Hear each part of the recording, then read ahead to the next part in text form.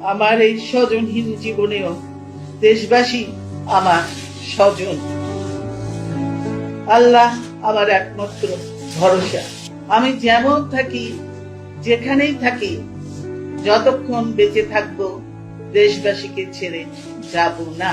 প্রিয় দেশবাসীর প্রতি আমার আবেদন, আমাকে আপনাদের থেকে বিচ্ছিন্ন করার চেষ্টা হলেও বিশ্বাস করবেন আমি আপনাদের সঙ্গেই আছি।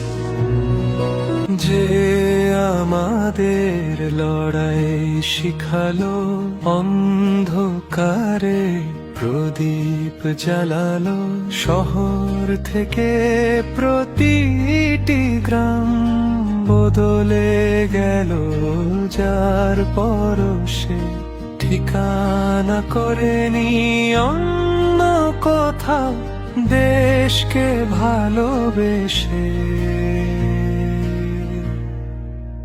সে আমাদের অনেক আপন, হৃদয়ের অনেক কাছের, পুরনো দেয়ালে থাকে যেমন শিকড় বটগাছের।